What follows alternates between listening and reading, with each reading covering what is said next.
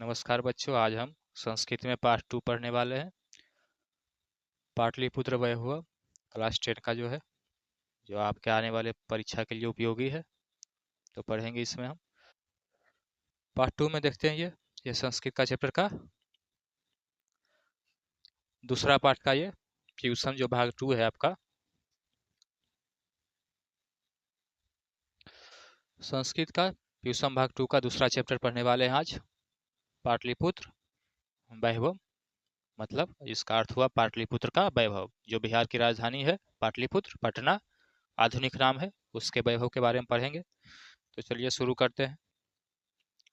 ये देख सकते हैं आप, पटना का कुछ चित्र दिया गया है, दर्शाया गया है इसमें। देख सकते हैं इसमें हनुमान मंदिर है, जो कि बहुत ही बिहार का, पटना का बहुत सुप्रसिद्ध मंदिर है। यहाँ पे बहुत सारे लोग दर्शन के लिए जाते हैं। और आधुनिक पटना का कुछ देख सकते हैं यहाँ पे, जो मेट्रो उट्रो बन रहा है। गोलघर भी देख सकते हैं कुछ। तो इस चैप्टर में हम पाटलिपुत्र वैभव में हम आज जानेंगे इस पाठ में बिहार की राजधानी पटना है, इसके महत्व के बारे में इसमें दिया गया है, बताया गया है, निरूपण किया गया है। और पटना के बारे में, पटना का इतिहास, नाम कैसे पटना पड़ा, संपूर्ण जानकारी इसमें पढ़ेंगे। और कैसे कैसे इसका विकास हुआ प्राचीन से, इतिहास से। और इसके साथ साथ कुछ महत्वपूर्ण स्थल, विशेष स्थल, धार्मिक स्थल जो है, इसके बारे में पढ़ेंगे। मतलब पटना में और क्या क्या प्रसिद्ध प्रमुख स्थल है, जगह है। ठीक है, तो देखते हैं।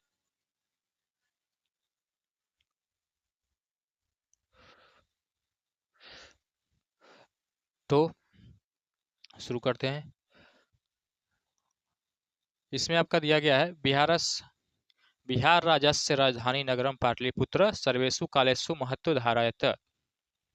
बिहार की राजधानी जानते ही होंगे, जो पटना जो है, बिहार की राजधानी जो पटना है, राजधानी नगरम पाटलिपुत्र सर्वेषु कालेषु, सभी कालों में से सबसे महत्वपूर्ण रहा है। अस्य इतिहास से, इसका इतिहास सार्ध सहस्त्र वर्ष परिमिततः वर्तते। अत्र धार्मिक क्षेत्रम राजनीतिक क्षेत्रम उद्योग क्षेत्रम च विशेषण ध्यान आकर्षणम। और आगे है वैदेशिका यात्री, मतलब विदेश का जो यात्री यहाँ पे घूमने के लिए, प्राचीन समय में जो विदेश के लोग यहाँ पे आए, यहाँ पे घूमे देखने के लिए, तो उसी के बारे में कहा गया है।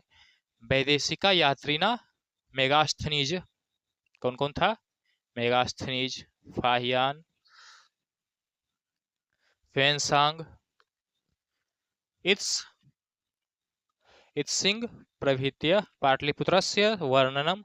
ये सभी अपने अपने अनुसार अपने याद के अनुसार जो यहाँ पे परिभ्रमण के लिए घूमे, उसके अनुसार इन्होंने अपने बारे में, अपने पुस्तकों में इसकी पटना के बारे में अपने किताबों में लिखा। वर्णनम स्व अपने अपने संस्मरणस्य ग्रंथेषु चक्रु पाठ्य अस्मिन् पाटलिपुत्र वैभव से सामान्य परिचयो वर्तते। तो पाटलिपुत्र के वैभव के बारे में सामान्य परिचय हम पढ़ेंगे। यह जो है पटना जो है, क्या है? बिहार की राजधानी पटना है। इसका प्राचीन नाम क्या था, कैसे कैसे ये इसका नाम, क्या नाम पुराना था, इससे इसके बाद क्या नाम पड़ा, उसके बाद ये पटना कैसे पड़ा, इसके बारे में पढ़ेंगे। ठीक है, यह बिहार की राजधानी जो पटना है, बिहार की राजधानी पटना जो है हमेशा से महत्वपूर्ण रही है। ये प्राचीन समय से ही प्राचीन इतिहास से ही, पुराने समय से ही ये हमारे बिहार के लिए क्या था? बहुत ही महत्वपूर्ण था, इम्पोर्टेंट था। इसका इतिहास पटना का, पाटलिपुत्र का लगभग कितना पुराना है? 250 वर्ष पुराना है। 2500 वर्ष, सॉरी, मतलब पटना का, पाटलिपुत्र का इतिहास लगभग 2500 वर्ष पुराना है। यहाँ में धार्मिक, राजनीतिक और औद्योगिक क्षेत्र यह से विशेष रूप से महत्वपूर्ण रहा है, आकर्षित किया है। ये जो पटना है, यह राजनीतिक, धार्मिक और औद्योगिक क्षेत्र में भी विशेष मान्यता रखता है। ठीक है, और यहाँ पे कौन कौन यात्री आए थे? मेगास्थनीज, फाहियान, फेनसांग, इत्सिंग जैसे विदेशी यात्री यहाँ पे घूमने के लिए आए, प्राचीन समय में, पुराने समय में, इतिहास में, और अपने याद के, अपने स्मरण के अनुसार जो उन्होंने अनुभव किया वह अपने अपने पुस्तकों में, पटना के बारे में अपने पुस्तकों में बताया है, लिखा है। ठीक है, तो वर्णन किया। इस पाठ में हम पाटलिपुत्र की भव्यता का समान परिचय, तो इस पाठ में हम पढ़ेंगे क्या, ये हेडिंग है आपका पुस्तक का, स्टार्ट में, शुरू में जो होता है, तो इसमें हम पाटलिपुत्र के वैभव के, भव्यता के बारे में, वैभव के बारे में पढ़ेंगे। तो चलिए आगे देखते हैं। प्राचीनेषु भारतीयेषु नगरेषु नेतम पाटलिपुत्रम अनुनंगम वसुद्विचित्रम महानगरम बभूव। क्या है? प्राचीनेषु भारतीयेषु, प्राचीन भारत का, नगरेषु नेतम पाटलिपुत्र, पाटलिपुत्र क्या है? प्राचीन भारत का एक, बहुत सारे शहरों में से ये भी एक क्या है, बहुत ही प्राचीन है, पुराना शहर है पाटलिपुत्र। पाटलिपुत्रम अनुगणम वसाद्विचित्रम नगरस्य बभूव तदुष्ये दामोदर गुप्त्यो नाम कवि कुटनीमताख्ये काव्य कथयति। इसके बारे में, किसके बारे में? पाटलिपुत्र के बारे में। प्राचीन भारत के नगरों में से पाटलिपुत्र भी क्या है, एक बहुत ही महत्वपूर्ण नगर है, शहर है, और ये गंगा के किनारा बसा हुआ एक बहुत ही क्या है, महानगर था। इतिहास में पाटलिपुत्र जो है ये गंगा नदी के किनारे, मतलब पाटलिपुत्र के उत्तर में क्या है, गंगा नदी है। ठीक, तो ये गंगा नदी के किनारे बसा हुआ एक बहुत ही महत्वपूर्ण नगर था। और इसके बारे में किन्होंने लिखा है? दामोदर गुप्त ने, कवि ने काव्य में लिखा है। कौन से काव्य में, ये याद कर लीजिएगा, ये आ सकता है ऑब्जेक्टिव में, आपके एग्जाम में, जो कि अब बहुत ज़्यादा समय बचा भी नहीं है, तो अच्छे से देखिएगा, याद करिएगा। तो पाटलिपुत्र के बारे में दामोदर गुप्त ने अपने कवि काव्य किसमें, कुटनीमताख्य नामक काव्य में कहते हैं। क्या कहते हैं? अस्ति महितिलकम सरस्वती कुलगृहम महानगरम नामे पाटलिपुत्रम परिभूत पुरंदर स्थानम। ये जो है दामोदर गुप्त क्या कह रहे हैं पाटलिपुत्र के बारे में? अस्ति महित तिलकम सरस्वती कुलगृहम महानगरम नामे पाटलिपुत्रम परिभूत पुरंदर स्थानम। यह जो नगर है, कौन सा नगर? पाटलिपुत्र। पाटलिपुत्र की भूमि जो है क्या है? तिलक, मतलब महान है, और ये सरस्वती नदी के किनारे, सरस्वती जो विद्या की देवी है, कुलगृहम घर के समान है, सरस्वती के घर के समान है। इस नगर का नाम पाटलिपुत्र है। इस नगर का नाम क्या है? नाम है पाटलिपुत्र। नाम क्या है? पाटलिपुत्र है। जो कैसा है? देखने में भव्य है, बहुत ही भव्य है, सुंदर है, विशाल है। और ये पृथ्वी पर पाटलिपुत्र नामक नगर शिक्षा और वैभव की दृष्टि से अति गौरव, ये जो प्राचीन समय से ही पाटलिपुत्र का जो है वैभव क्या है, बहुत ही भरा पूरा रहा है, वैभवपूर्ण रहा है। और इसकी व्याख्या की गई है सरस्वती के गृह के, घर के जैसा, सरस्वती जी जो हैं उनके घर के जैसा बताया गया है। और इंद्रलोक के समान भी इसे बताया गया है पाटलिपुत्र को। परिभूत पुरंदर स्थानम, किसके स्थान के समान है? ये जो है, ये इसका जो वैभव है, सुंदरता है, संपन्नता है, भरा पूरा है सभी प्राकृतिक और सांस्कृतिक रूप से, ये अति गौरवशाली इंद्रलोक के समान है। ये ऐसा किसने कहा है? दामोदर गुप्त ने अपने काव्य में कुटनीमताख्यम में कहा था। ठीक है, चलिए आगे देखते हैं। ये थोड़ा सा धुंधला आ गया, देखते हैं। इतिहासे श्रूयते यत्र गंगामस्तीरे बुद्ध काले पाटलिपुत्र ग्राम स्थिति आसीत। यत्र च, मतलब इतिहास में सुनने को मिला कि ये गंगा के किनारे बसा हुआ, बुद्ध काल के समय में ही ये क्या था, गांव के जैसा था। मतलब इतिहास में तो पुराना, अभी के जैसा नहीं था, जिसे गांव होता है उसी के समान था बुद्ध काल में, बुद्ध के युग में। यत्र च भगवान बुद्ध बहुकृत्व समागत, और भगवान बुद्ध यहाँ पे बहुत बार यहाँ पे भ्रमण के लिए, घूमने के लिए, अपने धर्म प्रचार के लिए, यहाँ पे बौद्ध धर्म के प्रचार के लिए यहाँ पे पाटलिपुत्र में आए थे।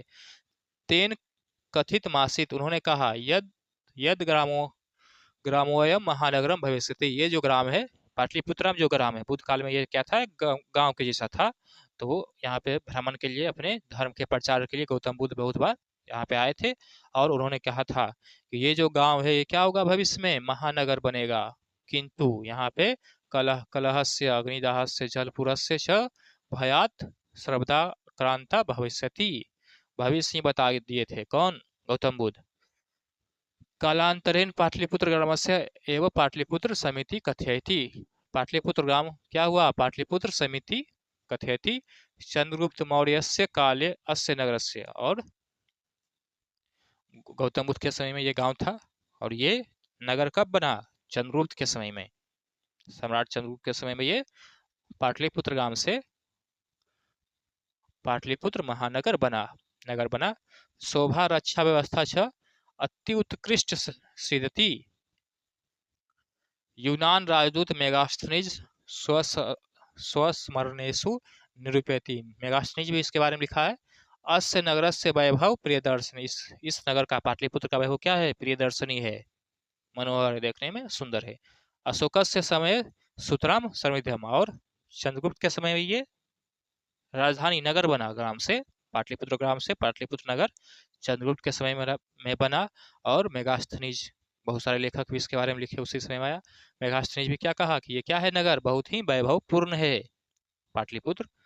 और आगे देखते हैं, इतिहास में ही सुनने को मिलता है कि बुद्ध काल में ही ये गंगा के, पटना के पाटलिपुत्र के उत्तर में जो गंगा है, गंगा नदी के किनारे बसा हुआ है यह जो पाटलिपुत्र ग्राम, मतलब पटना से पहले पाटलिपुत्र नगर से पहले ये क्या था? एक गांव के रूप में था। और वहां पे गौतम बुद्ध आए थे। पाटलिपुत्र नामक ग्राम जो है, गांव जो है, वो आगे चलकर क्या होगा? भगवान बुद्ध ने कहा था, यहाँ पे कई बार घूमने के लिए आए थे, ये भविष्य में क्या बनेगा? एक महानगर बनेगा पाटलिपुत्र। लेकिन झगड़ा, लड़ाई झगड़ा, आग, जल, प्रलय, बाढ़, महानगर तो बनेगा लेकिन यहाँ पे क्या होगा? महानगर बनेगा तो यहाँ पे झगड़ा, कलह, आग, जल का प्रलय, ये सभी इस नगर को झेलना पड़ेगा, जो कि हमें देखने के लिए मिला था।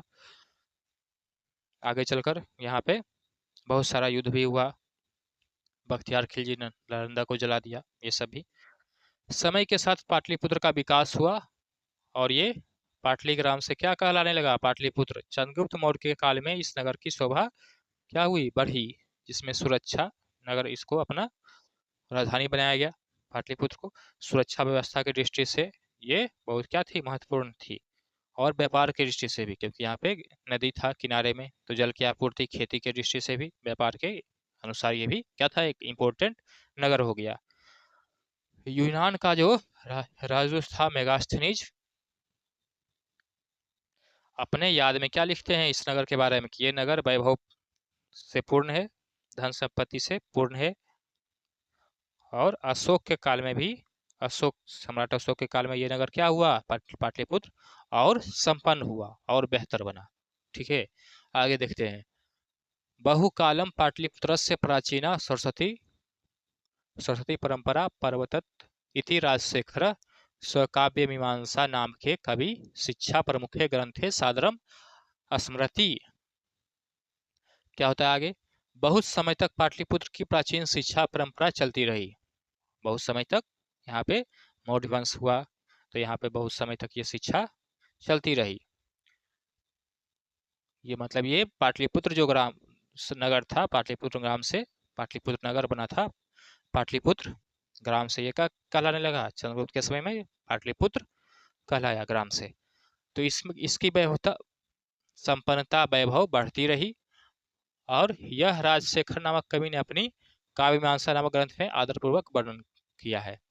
और इसका वर्णन पीछे पढ़े थे, दामोदर गुप्त ने किया था। इसके बाद राजशेखर कवि क्या लिखते हैं इनके बारे में अपनी काव्य मीमांसा में? ये याद रखिएगा, काव्य मीमांसा नामक ग्रंथ में राजशेखर क्या लिखते हैं? आदर पूर्वक वर्णन करते हैं। अत्रोपवर्ष वर्षा विह पानिनि पिंगला विह व्याधि वररुचि पतंजलि इह परिचिति ख्यातिम उपंजगमुह। यहाँ पे मतलब यहाँ पे वर्ष उपवर्ष में पाणिनि ये सब क्या थे, विद्वान थे प्राचीन समय के इतिहास के। पिंगल, व्याडी, वरुरुचि, पतंजलि, पाणिनि, पिंगल, व्याडी आदि लोग ज्ञान का विस्तार किया। मतलब ये सब लोग कहाँ से संबंधित है, पाटलिपुत्र से ये सभी लोग। और ख्याति पाई पाटलिपुत्र का और विस्तार नाम कैसे कैसे कमाया, ये तो राजधानी रही और चंद्रगुप्त और अशोक के समय में। और यहाँ पे बहुत सारे विद्वान भी हुए, जैसे कि अत्रोपवर्ष विहम, मतलब वर्ष जैसे जैसे समय बढ़ते गया उसी के अनुसार, जैसे कि पाणिनि, पिंगल, व्याडी, वरुरुचि, पतंजलि यहाँ पे विद्वान पुरुष हुए और यहाँ पे ज्ञान का विकास किया। ठीक है, और इसका ख्याति बढ़ा। पाटलिपुत्र का ख्यातिम उपजगमुह, मतलब इसका जगत में क्या हुआ, पाटलिपुत्र का पूरे जगत में मतलब भारत देश में ख्याति फैला, विख्यात हुआ, नाम कमाया। आगे देखते हैं। कतिपयेषु प्राचीन संस्कृत ग्रंथेषु पुराणादिषु पाटलिपुत्रस्य नामांतरम पुरुषपुरम कुसुमपुरम। और पाटलिपुत्र ग्राम से पहले भी इसका नाम क्या था, पुरुषपुरम, और भी नाम था, ये सब देखेंगे आगे। वह प्राप्यते अनेन ज्ञायते यत् नगरस्यास्य समीपे पुष्पानां बहु उत्पादनम भवति स्म। मतलब पटना नाम इसका क्यों पड़ा, तो इसका एक और इतिहास है। पाटलिपुत्र का नाम पटना इसलिए पड़ा कि बहुत सारे प्राचीन ग्रंथ में ये लिखा हुआ है कि पाटलिपुत्र का दूसरा नाम क्या था, पुरुषपुर या कुसुमपुर, याद कीजिएगा। ठीक है, पाटलिपुत्र का दूसरा अन्य नाम क्या था, पाटलीग्राम भी है। इससे पहले पुरुषपुर या कुसुमपुर नाम था, और ये नाम इसलिए पड़ा क्योंकि इस नदी के समीप क्या होती थी, बहुत अधिक पुष्प मतलब फूल की खेती होती थी। यहाँ पे गंगा नदी था तो यहाँ पे फसल अच्छा होती थी, तो इसी कारण यहाँ के किनारे पुष्प मतलब फूलों की खेती अभी भी देख सकते हैं। यहाँ पे आसपास के गांव में देख सकते हैं, यहाँ पे खेती होती है फूल की। तो फूलों की खेती अधिक होने के कारण इसका नाम क्या पड़ा, पुरुषपुर या फिर कुसुमपुर, जिसका पर्यायवाची होता है, और इसी कारण इसका नाम पटना भी पड़ा। ठीक है, चलिए और क्या कहते हैं आगे इसके बारे में देखते हैं। पाटलिपुत्र अमिति शब्दोऽपि पाटल पुष्पाणां पुतलिका रचनामास्त्य पुतलिकारस रचनामाश्रित प्रचलित। मतलब क्या दिया गया है, पाटलिपुत्र मिति शब्दोऽपि पाटलिपुत्र पुष्पाणां पुतलिका रचना नाम आश्रित्य प्रचलितः शरत्काले नगरे अस्मिन् कौमुदी महोत्सव इति महान समारोह गुप्त वंश शासन काले अतीव प्रचलित। मतलब गुप्त काल के शासन काल में यहाँ गुप्त वंश के शासन काल में यहाँ पे कौमुदी महोत्सव जो बहुत ही महत्वपूर्ण उत्सव है यहाँ पे होती थी। तत्र सर्वे जना, वहाँ पे सभी जन, जैसे होता है ना मेला उला, वहाँ पे सभी लोग इकट्ठा होते थे। तत्र सर्वे जना आनंद मग्ना अभु, सभी लोग वहाँ पे आनंद का कौमुदी महोत्सव में उत्सव मनाते थे। संप्रति दुर्गा पूजन अवसरे तादृशः एव समारोह दृश्यते। मतलब पाटलिपुत्र शब्द ही गुलाब के फूलों के नाम का आश्रय लेकर रखा गया है। मतलब यहाँ पे किनारे पे बहुत सारे फूल की खेती होती थी, जिसके कारण इसका नाम क्या पड़ा, पुरुषपुर या फिर कुसुमपुर। तो उसी के आश्रय पर लेकर इसका नाम पाटलिपुत्र पड़ा, ऐसा पुतलिका रचना में वर्णित है। पुतलिका काव्य जो है उसमें दिया गया है कि इसका नाम फूल के नाम पर ही पड़ा है, पुतलिका रचनामाश्रियते, नामाश्रित। गुप्त वंश के शासनकाल में इस नगर का क्या हुआ, एक उत्सव मनाया गया। शरद ऋतु के समय में कौमुदी महोत्सव यहाँ पे मनाया जाने लगा, जो अति प्रचलित हुआ। इस अवसर पर लोग क्या करते थे, प्रसन्न होते थे, और इस समय दुर्गा पूजा के अवसर पर वैसा ही दृश्य देखने को मिलता है। जैसे दुर्गा पूजा के अवसर पर देखने को मिलता है वैसे ही कौमुदी महोत्सव जो शरद ऋतु मोदी थी, कौमुदी महोत्सव, उसमें भी वैसा ही भव्यता लोग उत्सव मनाते थे। आगे देखते हैं, कालचक्र कालचक्र वसाद यद्यपि मध्यकाले कालचक्र कालचक्र वसाद यद्यपि मध्यकाले पाटलिपुत्रम वर्षसहस्र परिमितम जीर्णता मन्वयभूत तस्य संकेतः अनेकेषु साहित्यग्रन्थेषु मुद्राराक्षसादिषु लभ्यते। मुगल वंश काले अस्य नगरस्य समुदयारो जातः। आंग्ल शासन काले च पाटलिपुत्रस्य सुतरां विकासो जातः। और जैसे जैसे समय आगे बढ़ा उसमें समय आगे बढ़ा परिवर्तन आया, तो मध्यकाल में मध्य इतिहास में जो है पाटलिपुत्र क्या रहा, हजारों वर्षों तक पिछड़ा रहा। किसके कारण? अंग्रेजों और मुगल वंश के कारण। जैसे जैसे समय क्या हुआ आगे बढ़ा उसमें मतलब गुप्त मतलब मौर्य वंश के बाद इसका विकास क्या हो गया, चंद्रगुप्त मौर्य और अशोक के बाद इसका विकास लगभग समाप्ति हो गया जब बख्तियार खिलजी आया था तब उसके बाद। और ये कई मध्य युग में पाटलिपुत्र ग्राम का विकास नहीं हुआ, क्योंकि मध्य युग में इस्लामिक शासन हो गया था और फिर उसके बाद अंग्रेज शासन हो गया था। मतलब हिंदू शासन में इसका विकास हुआ, बिहार का इसके नगरों का पाटलिपुत्र का, फिर मुगल शासक या फिर इस्लाम शासक कह सकते हैं, फिर अंग्रेजों का शासन आया तो यहाँ पे इसका इतना विकास नहीं हो पाया। इसकी जानकारी अनेक साहित्य पुस्तकों में इतिहासों में हमें पढ़ने को मिलती है, जैसे कि एक है मुद्रा राक्षस नाटक में भी हम देख सकते हैं। मुगल शासनकाल में इस नगर का विकास हुआ तथा अंग्रेज शासनकाल में भी इसका काफी विकास हुआ। आगे देखते हैं, मुगल काल में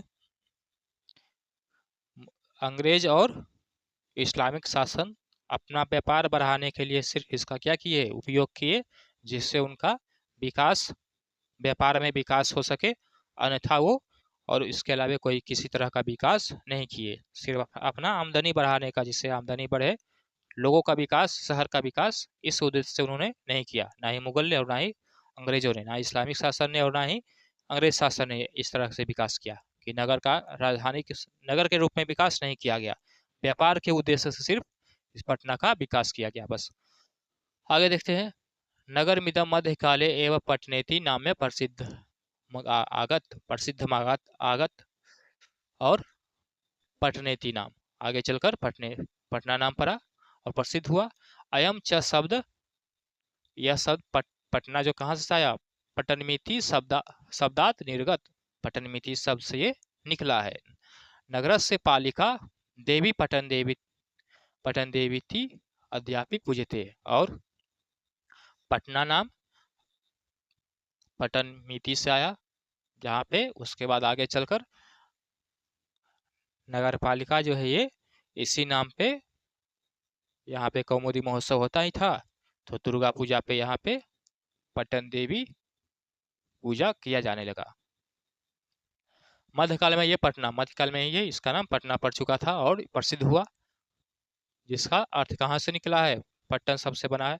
नगर का पालन और रक्षा करने वाली पटन देवी आज भी पूजी जाती है। और यहाँ पे जिसे ग्राम का देवी देवता होता है, ब्रह्म बाबा ब्रह्म स्थान जिसको कहते हैं, उसी तरह से यहाँ पे पटन देवी की आज भी पूजा होती है। ठीक है, आगे देखते हैं, संप्रति पाटलिपुत्रम, जो मध्यकाल में इसका नाम पटना पड़ा, मध्यकाल में इस्लामिक काल में। ठीक है, अति विशालतम वर्तते, और धीरे धीरे जैसे जैसे समय बढ़ रहा है तो इस नगर का विस्तार हो रहा है, बढ़ रहा है, मतलब बढ़ रहा है और बड़ा हो रहा है। और ये आज आधुनिक में क्या है, बिहार राज्य की राजधानी भी है। अनुदिनम नगर से विस्तारम, और निरंतर लगातार इस नगर का राजधानी का विकास हो रहा है, पटना का। अस्यो उत्तर से, इसके उत्तर में दिशा में क्या है, गंगा नदी प्रवाहित होती है। तस्य ऊपरी, इसके ऊपर क्या है, गांधी सेतु, एशिया महादेश का सबसे बड़ा सेतु है, किंच स्थित है।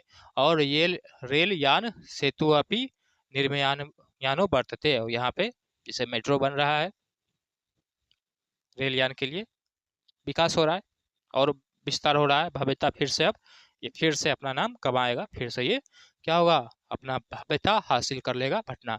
इस समय पाटलिपुत्र अर्थात पटना नाम, प्राचीन नाम पाटलिपुत्र, उससे भी पहले पुरुषपुर कुसुमपुर जो फूलों की खेती होने के कारण इसका पड़ा, और मध्य युग में इसका नाम पटना पड़ा, जो विशाल हो रहा है। और ये बिहार राज्य की राजधानी भी है।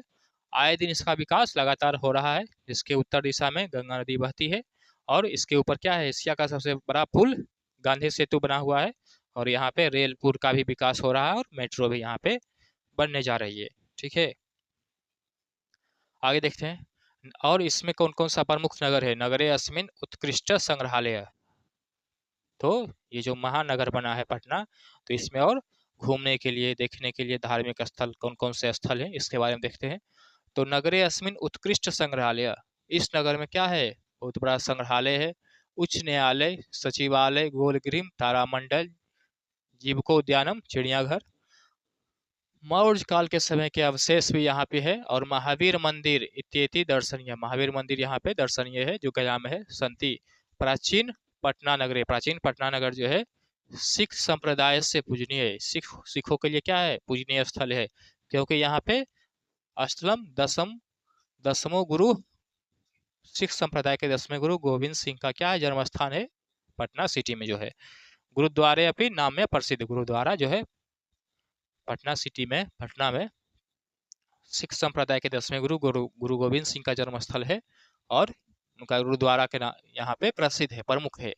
तत्र देशस्य तीर्थयात्रिणम दर्शनार्थ मयंती, तो दर्शन के लिए यहाँ पे, घूमने के लिए पर्यटक लोग, सिख संप्रदाय के लोग यहाँ पे हमेशा आते हैं। देखते हैं, इस नगर में उत्कृष्ट संग्रहालय, उच्च न्यायालय बता चुके हैं, आते दर्शन के लिए आते हैं। एवं पाटलिपुत्र प्राचीन कालात अद्यावधि विभिन्नेषु क्षेत्रेषु वैभव धारित सर्वच संकलित रूपेण संग्रहालय दर्शनीयमिति पर्यटन मानचित्रे निर्मितम महत्वपूर्णम। इस प्रकार पाटलिपुत्र क्या हुआ, प्राचीन समय से आधुनिक युग में प्रमुख हुआ, और यहाँ का वैभव अलग अलग क्षेत्र में फैला हुआ है, और संग्रहालय दर्शनीय, बहुत सारे यहाँ पे दर्शनीय स्थल है। कौन कौन सा था दर्शनीय स्थल, संग्रहालय, उच्च न्यायालय, सचिवालय, गोलघर, तारामंडल, जैविक उद्यान, चिड़ियाघर जिसको कहते हैं। ठीक है, तो इतना ही चैप्टर था आपका, चैप्टर 2 पाटलिपुत्र वैभव समाप्त हो गया। इसका क्वेश्चन आंसर अगले क्लास में करेंगे। ठीक है।